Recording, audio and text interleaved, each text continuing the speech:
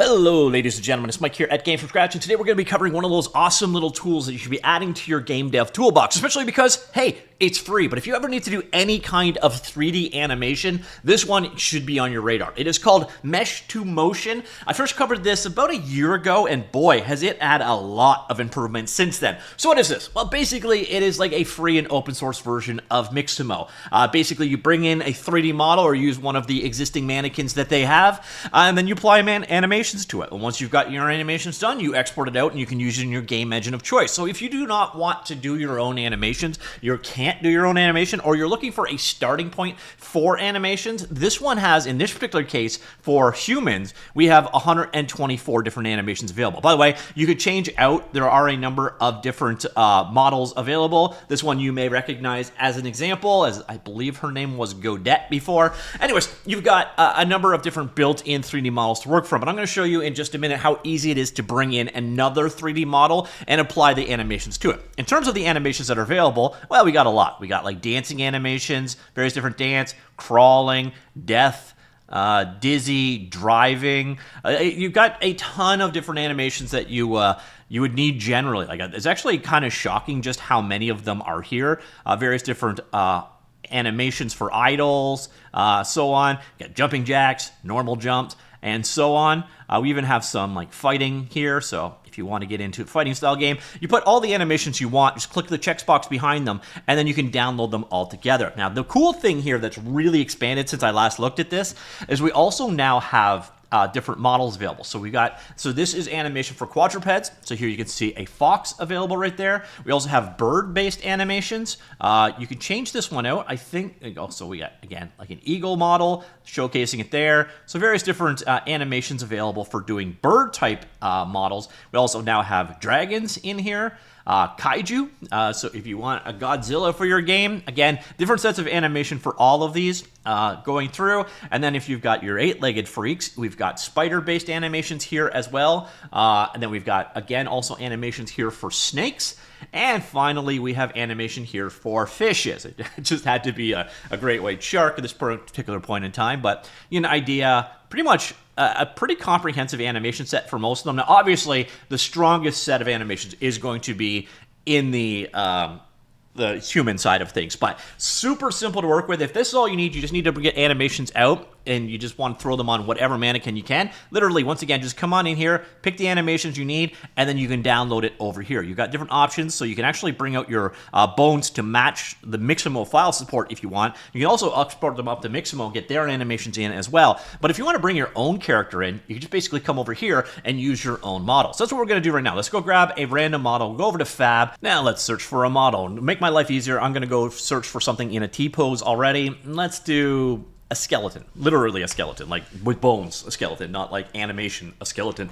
All right, what I want to do here is make this free because I'm cheap, and then I'm going to come here, formats, and I'm going to get this as GLB. You could also use FBX, by the way. It'll allow you to export either, but let's go ahead and do that. So there is our setup, and let's grab this little guy over here. Simple 3D model, like so, of low poly model of a skeleton. Pretty straightforward.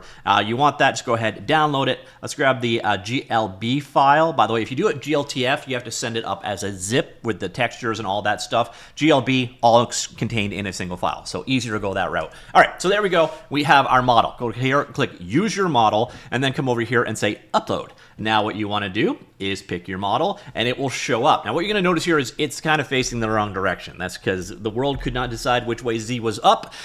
So what we're going to do, this red arrow here is the X-axis. We're going to click this until we are facing our camera. There, we are now set up. We are good to go. You can also go ahead and auto align to the floor, and if you don't like what you've done with the rotations, you can do this reset pose. Now we're going to pick our skeleton. Obviously, in this case, it's a human as opposed to the other ones we looked at earlier on, and you're going to notice we're a little big. So what we do is just basically scale down our skeleton to it roughly matching like so. Don't worry, we're going to do a little bit more work, but not a lot. Oh, I did one other thing I don't want to do. I don't have any fingers here, so I want to switch this to a single bone for the hand, as opposed to, as you notice, you can go back and make changes, no problem at all. So then we're going to come in here and we are going to edit the skeleton. So once we've got that in place, what you do is basically just grab each bone. So this is your finger bone over here for your single hand.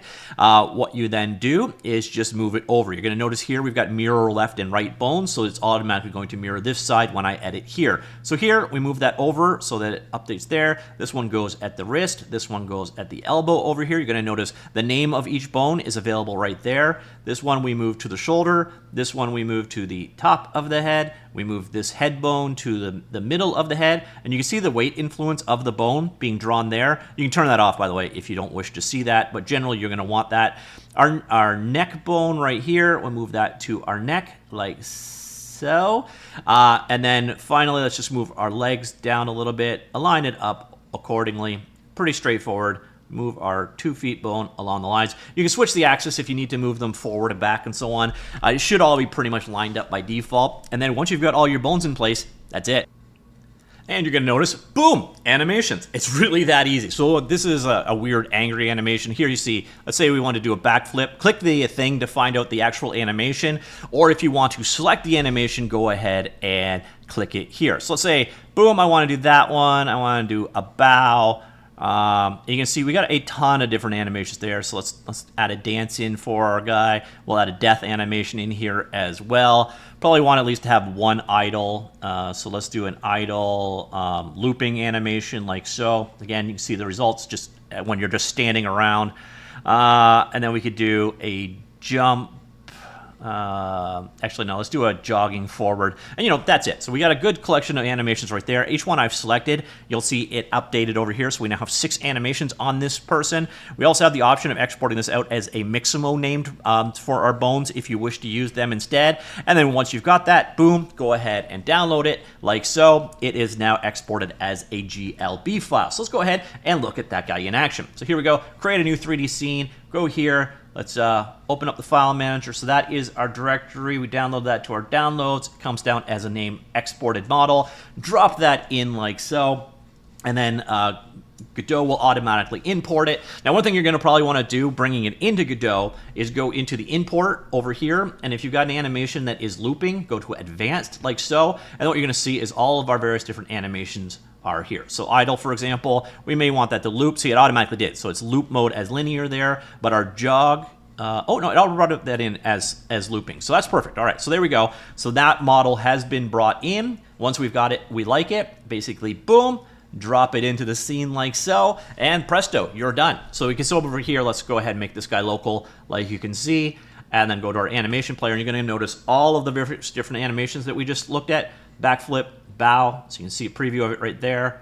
There is the anime. That's how easy it is to get these animated characters then into your game. This is, again, going to be one of the easiest ways to bring in a character if you wish. By the way, if you just want to do some testing or whatever, you didn't need to go through that whole process of bringing your own model in. This is only if you were doing your own models. In that case, well, you could have also gone over here, for example, and just basically started from one of these models. So let's say you wanted to use Sophia instead. You could literally do this. Let's just give her some kind of a walk animation. So walk, looping forward walk. So that will automatically, we don't need to update it.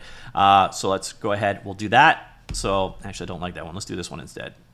All right, so uncheck that one, and then go ahead. You can download it like so, super simple. And then what you're gonna notice here is, once again, just go back to the downloads folder like this.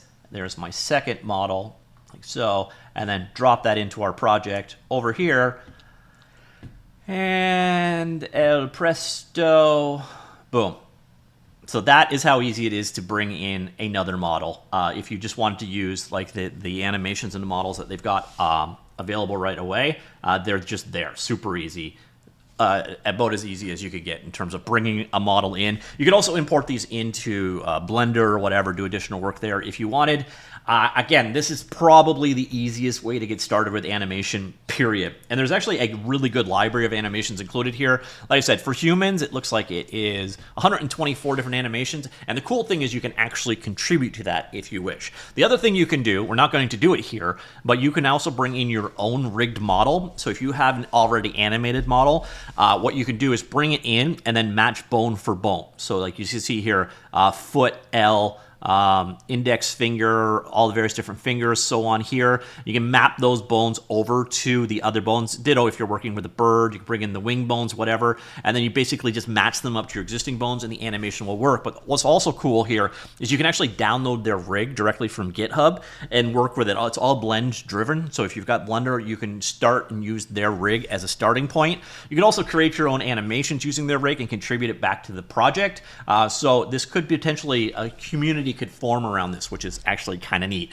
So it is called Mesh2Motion. It is actually available at mesh2motion.org. By the way, if you want, you can actually go ahead and use this in your locally too. There are ways to build it. If you want to check that out, all you need to do is head on over here to the GitHub project. By the way, this is entirely open source. I believe it is the MIT license. I hate when they don't summarize. Yeah, so an MIT license right there.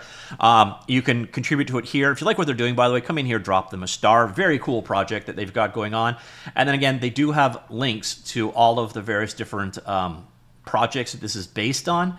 Those are actually available. Go here to Mesh2Motion, like the user, scroll on down, and you'll find they also have here an app version of it as well. And if you want to do the build for desktop, that is a new repository. I don't know if that one, the state of that one right there, but if you want to get into the assets, they are all available here. So all of the various different 3D models that are being used and so on, all available there, as are the rigs for each of the various different types. So if you want to use those as a starting point, you have that option. The various different 3D models that we saw in action are all available here.